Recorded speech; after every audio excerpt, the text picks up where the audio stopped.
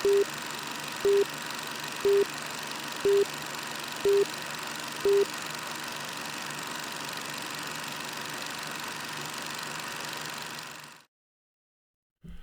and welcome to this edition of Let's Talk. I'm Mike Fitzsimmons, and today we're going to talk a little politics with a person who is running for the Senate of the state of Washington in the 4th District out in the Spokane Valley.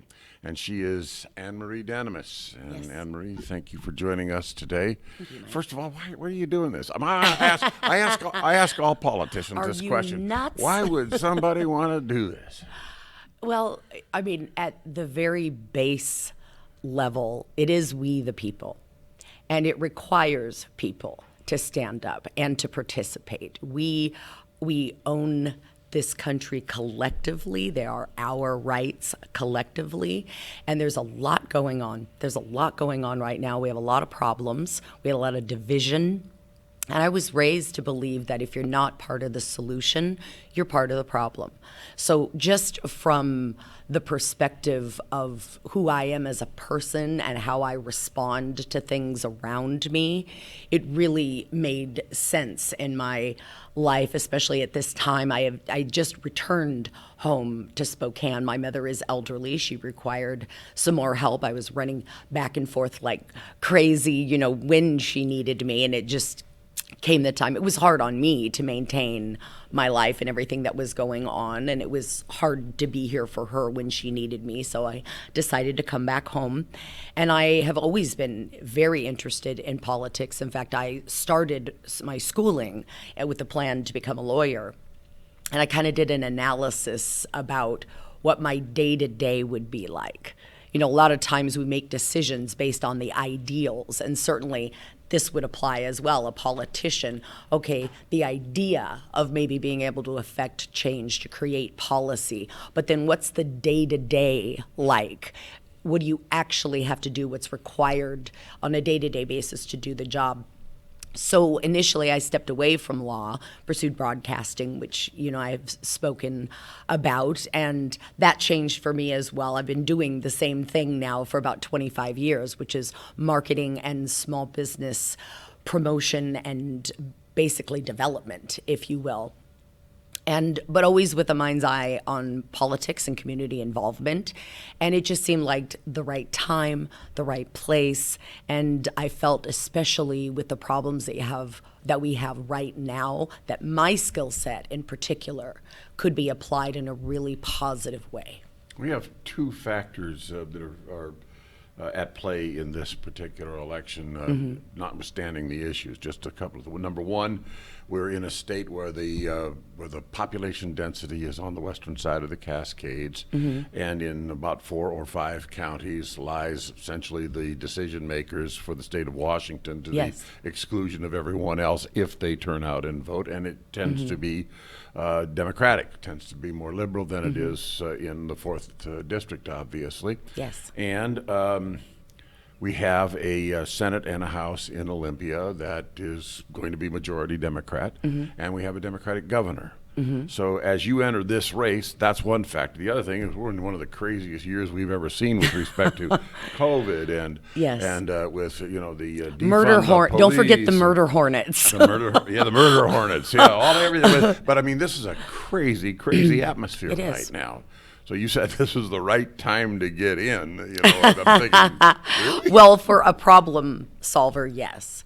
There's fight or flight is something that is, a instinct that we have as creatures, as human beings. How do we protect ourselves? Are we instinctually people who run away from danger, or are we firemen? That to me is insane. I mean, I go, oh, hot. I couldn't run into a burning building, and thank goodness we have people who have the courage and the training and the bravery to do that because they save lives. I do have the tenacity, the personality, and the skill set to be effective in government. And so the craziness is a time for people who have that skill set, who have that ability to step up, to lead people somewhat, if you will, out of the darkness, because we can't just all scramble around. And I think that as divisive as society is right now, we're hurting ourselves. We've allowed ourselves to become separated. We all participate in that in one degree or another, and it's really time to bring people back together. And I'm running as an independent, of course. But not only is that the most honest, true representation of my beliefs. I mean, if I went on the Republican side, to which, on a foundational level, maybe more old school, more Eisenhower, a touch of Reagan on a foreign level, not domestic. I mean, there's a lot of different Republicans, there's a lot of different Democrats, and we call them out like that. And then to go to the other side, that wouldn't be a true representation either. Where do you find yourself in the spectrum, Howard? You're running as an independent. I am. But obviously your core convictions are going to be either center or left or right of center to some degree. Where are you? Well, I'm an extremely pragmatic person by nature. I don't really care where the idea comes from. I'm a team player in the sense of working towards a common goal, but I'm not a take sides kind of team player. I will take the best ideas that work the best for the people. The best definition of my ideology would be liberal libertarian. Now, the libertarian aspect is kind of along the lines of the don't tread on me, but don't mistake me for the new term patriot, because that's not it. It's about core fundamental rights.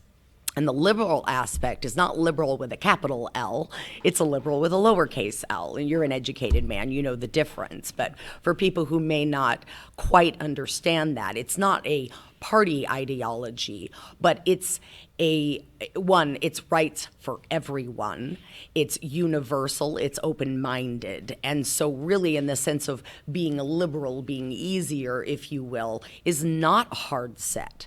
But to examine a situation, take all of the information, all of the data, all of the opinions, all of the feelings, which sometimes interfere with the more practical, pragmatic decision, and to make the decision that is best for everyone.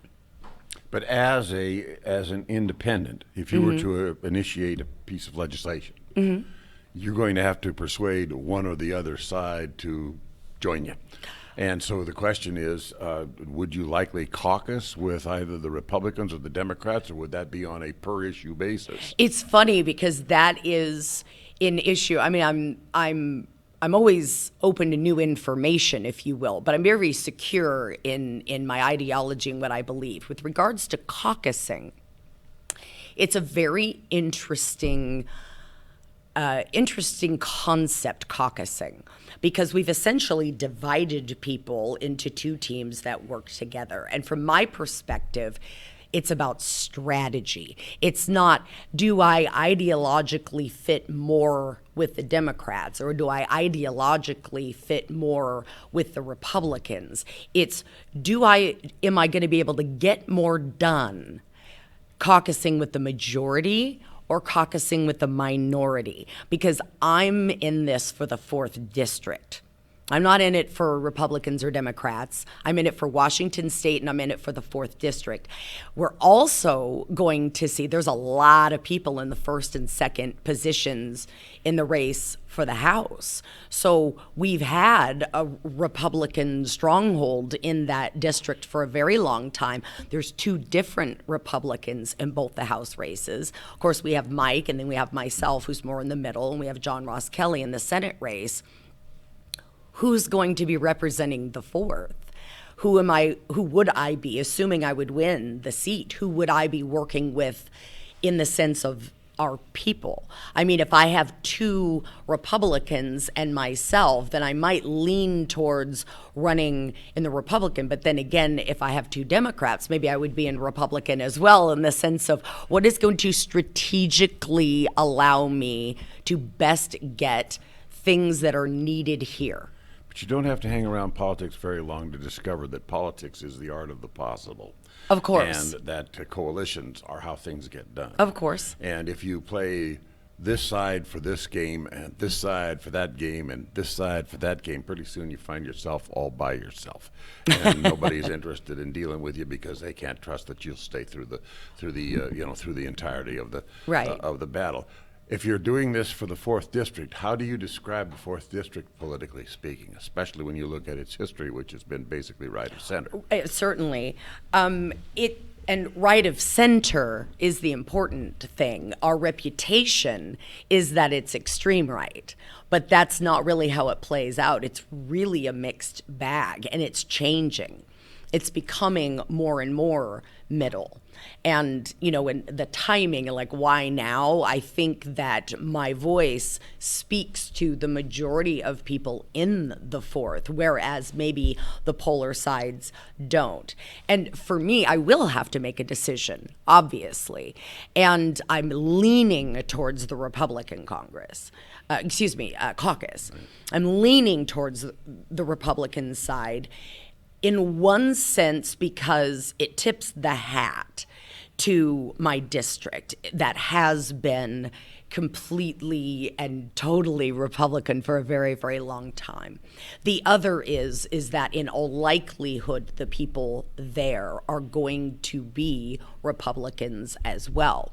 I mean, if Lance or Lori should take a position, they would be obviously in the Democratic caucus. I'd love to see a Republican, a Democrat, and an independent representing the 4th.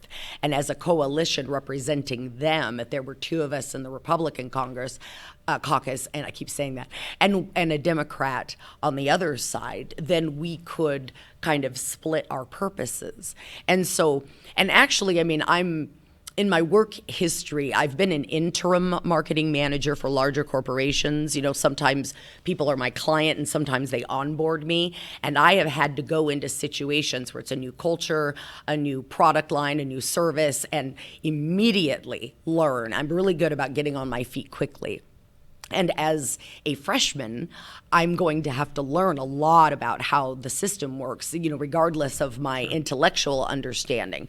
So once I'm there and I learn that system, it's going to be interesting. And every election, there's a lot of freshmen and a lot of new people. So once we establish that, whichever caucus that I pick, it's most important to find out where people's loyalties lie, what their priorities are, and kind of take a quick attendance in the sense of there's going to be not just a general idea in each caucus, but also on the issues that we have to deal with. I mean, we are partly agrarian, but we're also the 5th largest, the district, but Spokane Valley, the largest city, is the 5th largest in the district.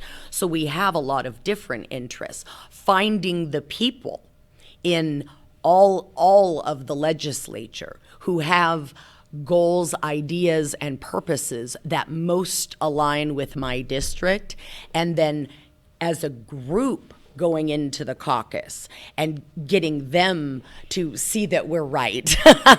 And then on the other side, so it's important that you develop relationships like that and that you have point people on each issue in each caucus. And especially if you're well researched, if you're considering what the opposition might feel like they would be missing or if they would be left out, and you design the policy to sell, to be something that you can get past. And you do that in kind of a more of a flow chart than a group that rushes another group in battle with a pen. Do you understand what I mean? Sure. So apart from the mechanics, the political mechanics of it, which we've been discussing, let's talk about some of the issues here. Sure.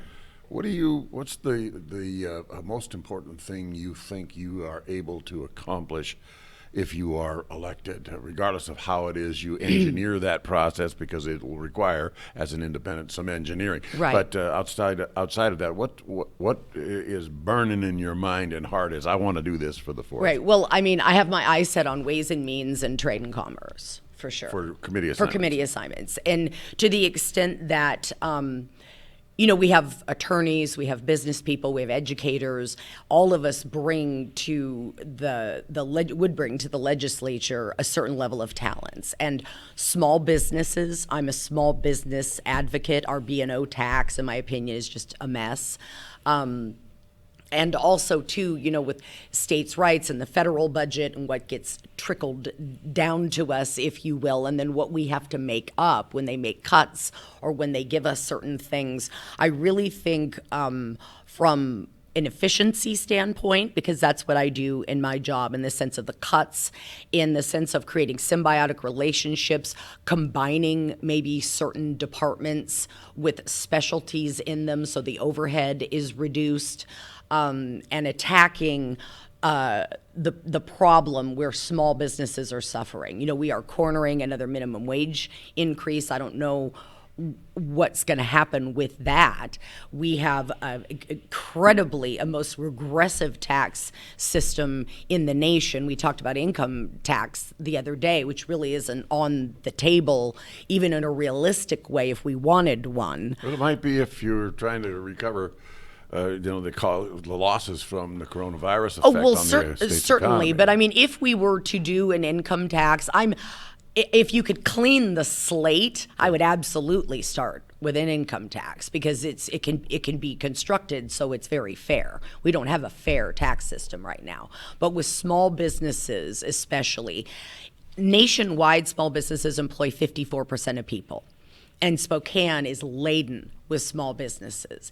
And, if you imagine a time where if we don't reach out and help them, they've so suffered during COVID and they were suffering before. Imagine Sprague or Division with just plywood everywhere. I mean, even just, again, it's not feelings, it's policy, but that does something to a city. Sure. And the amount of employment that's lost and everything, we really need to restructure that. And we need to be pro-business while still maintaining rights in the environment. It's a balance. I understand. Yes. Let's get to something a little more pressing, however. Mm-hmm. In another month and a half or so, it's school season again. Mm-hmm. And there is a raging debate in the state of Washington now, and nationwide. Nationwide, but were you to be elected, it's going to be in your backyard, right? Regarding whether or not kids should return to the classroom for in-person education, or as some are suggesting, that they stay home and that they be educated via some form of televised curriculum. All right. Obviously, if they stay home, then at least one parent's going to have to stay home with them. And those parents may be working now and will have to cut back their family economy in order to accommodate that. And they're not happy about that idea. No. Additionally, the data seems to indicate that the children are not at significant risk if they go back to school. However, we have the Washington Education Association essentially steadfast against the idea, unless we do some things that have nothing whatever to do with education at all. Right. Right? Like, for example, they insist that we defund police.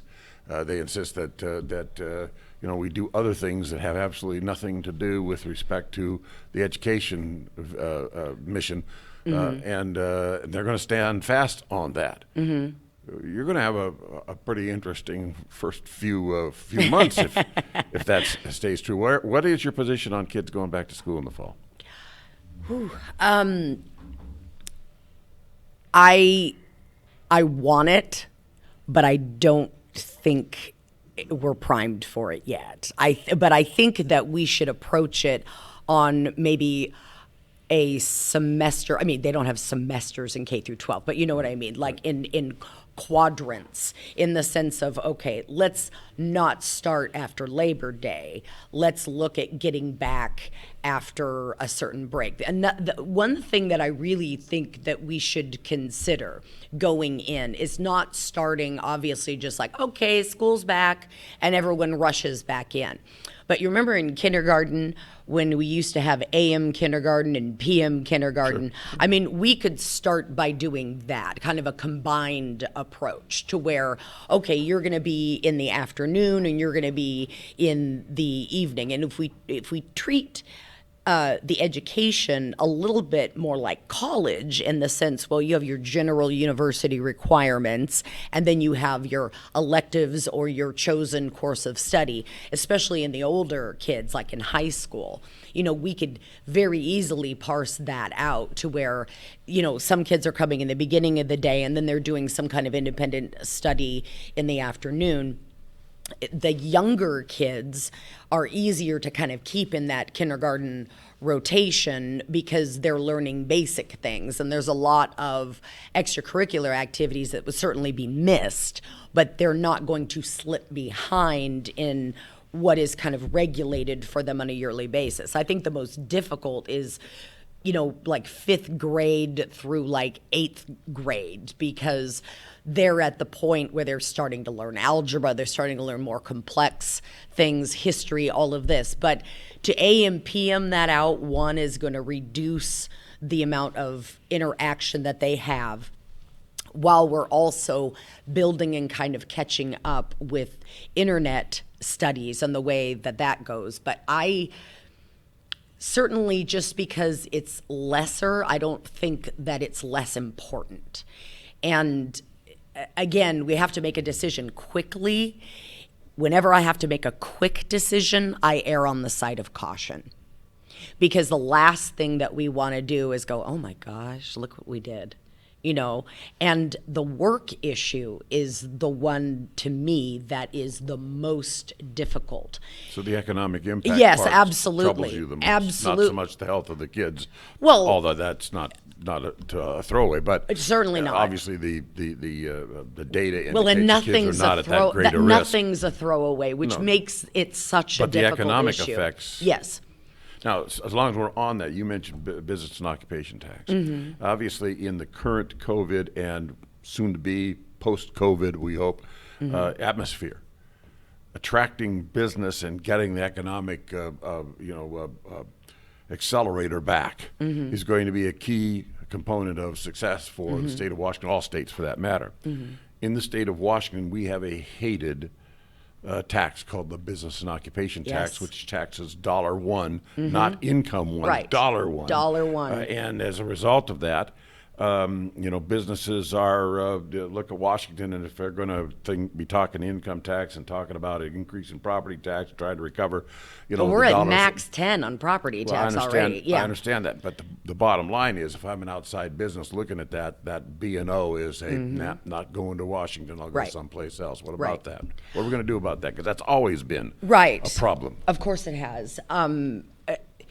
One thing, just to quickly add a second element to the schools, because it does relate to this issue as well. Yeah. If we're in a COVID, if we're still, and we are, and the numbers are going up, it's something that we can't ignore. If we're in a COVID crisis to the point that we have to keep children home, then workplaces are going to have to do the same thing, in the sense of, the morning kindergarten, even there's work share programs already, there's work from home, so that has to be addressed. But getting back to the B&O tax, part of the reason that it is there, I mean, it's typically viewed as a money grab in any other state, because there's only about 3 states that don't have an income tax, and we're one of them. So the state has to raise revenue in one way, and we're punishing people for striking out on their own doing business. And having tax brackets in the BO system is one approach that I've taken, in the sense of, one, we need to raise the level by which you are exempt. Right now, you have to make almost no money, like you just be starting out barely anything before they go, okay, well, you owe $24 and we don't need it. You raise that a little bit. So like home businesses, people have a second business that we're not taxing them.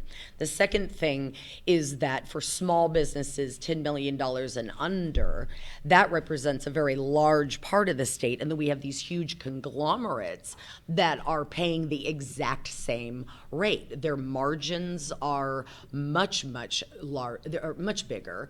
And also they get more back from the system, in the sense of the development of roads and transportation. If you've got Amazon that's doing all the shipping, well, then they're benefiting from the tax dollars that go in and maintain all of the infrastructure. So they should pay a little bit more. So one, that would create a system of fairness. So you're talking about a graduated B&O tax of some nature? Yes, I don't know brackets. necessarily what the formula would be, but or what the cutoff points would be. Exactly. I mean, the traditional definition of a small business is $10 million and under, and it's not anything that's hard and fast written down. Right. It's people banter about what that is, and sometimes it changes. Can you sell that to a Democratic majority in the Senate and the House? Well, they are trying right now to pinpoint particular industries and tax them more, because always the monster under the bed is Amazon and Microsoft, in the sense that they feel like they're not paying enough. And on the federal level, they hardly pay anything at all, sometimes nothing at all.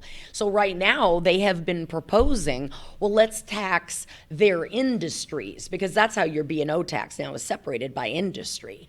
Pardon me. And so, but what the problem with that, it's incredibly short-sighted, because 90% of the people that belong to those same industries can't afford that kind of a raise. So they are looking to tax bigger businesses. And so what I'm suggesting, I think, solves a problem that they're having with that tax suggestion, and is a fairer approach. And a lot of people have been talking. I mean, the opening session, they had, the minority and majority leaders, and it's something that Andy Billig brought up. He's like, we have the worst tax system in the nation, and there's a lot of things that we can do. It's just a matter of sitting down and parsing out what we will do. So I think that people are aware of the problem, and that they are primed to hear answers. And, and maybe my answer specifically isn't the one, but I do think that it needs to be on the table, and we need to really look at that as something to consider. Well, clearly the 4th legislative district, geographically and what have you, it's proximity to rail lines, it's proximity to an international airport in Spokane, it's proximity to Interstate 90 and such, makes and the availability of land there makes this a place where if business is coming to Washington, this is a prime place that people would look at and say, that's got what we're looking for, and a good education system with three, absolutely. You're selling my districts. Policy for me. Thank you. Well, all of that. Well, but that's what business looks like. Right. It looks of for. course. Obviously looks for. But Yes. then they see that tax structure for the state of Washington. And the second lowest energy costs, too, in the nation. But they see the tax structure, and that becomes the, okay, this is all good stuff on that side. That's liability stuff I don't like. Can we find anything that good elsewhere without this? And that's the kind of decision-making process that goes on, which is why, for example, that a number of businesses have left the state of Washington and gone to surrounding states because they just couldn't justify playing the game anymore. Right. So, but they're also seeing a lack of infrastructure. They're seeing a lack of education. I recognize so that. it's also about selling.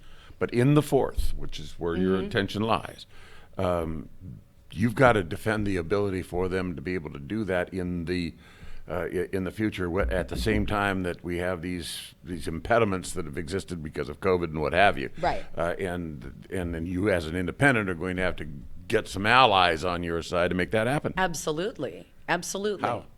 Well, one, by balancing the cost. I mean, for every con, there's a pro. You listed every single thing that a business looks for when they're looking for an area to grow and to start a business. And it's like, oh, but you're going to have to pay for it. Yeah.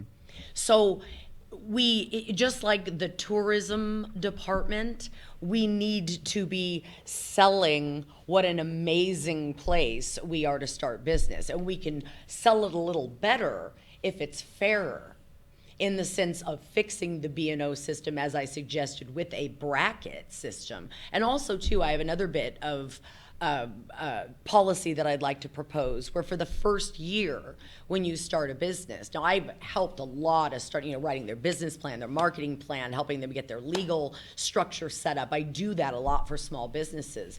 And a lot of people know this just from common knowledge. It takes 3 to 6 months before you're paying your nut. Absolutely. And another 12 to 18 months. If all's going well. Right. Barring any, oops, how did I miss that, And I've seen a lot of that. In fact, that's sometimes when I get a phone call. but also too 12 to 18 months before they're even showing a profit. So first off the bat, if we're going to promote business, we need to prove that we're backing them. We need to prove that we're behind them. We need to prove that the legislature is doing everything they can, which they are not currently, to support and foster a positive business environment. And that would be saying, hey, you know what? You have enough on your plate. We are going to wait an entire year before we start charging you B&O tax. Let's give them a little bit of a boost on their way. Incubation kind of thing. Exactly. And then they could reapply, let's say, for 18 months. And when we look at the numbers and the statistics, this is based on a lot of research and life experience dealing with small businesses especially, and some larger ones. But, the proof is in the pudding.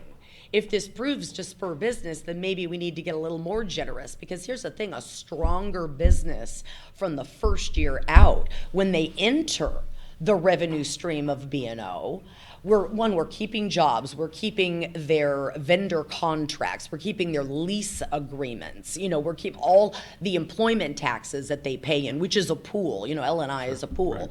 So there are still pumping money into the system, and money's like blood. Money's like blood in the body. If it doesn't circulate, you start to lose appendages, and the small businesses are the first ones to go. We're getting tight on time, so let me ask you a couple of questions. Number one, I want to ask you first up why people should elect an independent in the 4th, why it should be you, and secondly, how folks can get involved in your campaign in the weeks ahead of primary. And, well, thank you for asking. And give us that information, will you? Absolutely. I think that it's important to vote for someone. Yes, I am an independent, but it's why I'm an independent. It's who I am. It's what I stand for. It's not the label that you should be voting for. It's the person, in this case, a woman. So it's not about, am I going to vote independent? Vote for Anne Marie. My slogan is vote for Anne Marie. A vote for Anne Marie is a vote for you. One thing about being independent that I kind of knew going in, but has been incredibly enlightening, is that we do have these team red, team blue jerseys on, even if we try not to. And people are getting tired of it, like no politics on my Facebook page. You hear this a lot. As an independent, everyone feels like they can talk to me. So I'm a Republican, but I want to know what you think about this. Well, I'm a Democrat, and I'm concerned that you aren't addressing this. I will listen to everyone, because that's one, who I am as a person. And that label, independent, it doesn't mean just that I'm independent of parties. It means I'm independent of outside influence. You are my neighbors. You are my community. You are my district. And I believe that if you take a look at my information, which thank you can be found for voteforanmarie.com, that's the number 4, that you will find that my policy is balanced, that my ideas are well researched, and that my intentions are genuine, that I want to see us move forward, that I will talk to you. You can pick up the phone. I pick up the campaign phone. Sometimes I can't answer it and it goes to message. Someone sent me an email, I answered them. I do my social media posts. I have been helping on every single level of my campaign. COVID has sometimes made that mandatory, but I'm here for you. I will have office hours. You can reach out to me. You can talk to me. You can complain to me. I'm willing to hear, I don't think this is right. But the only thing that I ask, and I've asked this of every employee I've ever had that's worked for me, and of course you wouldn't be working for me, you'd be my constituent, but don't just bring a problem to my door. Bring 3 solutions with it. Because together we can sit down and we can work out those problems. I can't know everything, and I certainly don't know what you're struggling with unless you let me know. So independent is not independent, certainly, of reason or the ability to talk to people. It doesn't mean I'm all on my own. It means I'm here for everyone. I thank you for your time today. Thank you. Appreciate the opportunity to chat with you. She is Marie Danimus, running for Senate in the 4th Legislative District in Spokane Valley. I'm Mike Fitzsimmons. Thanks for tuning in to Let's Talk.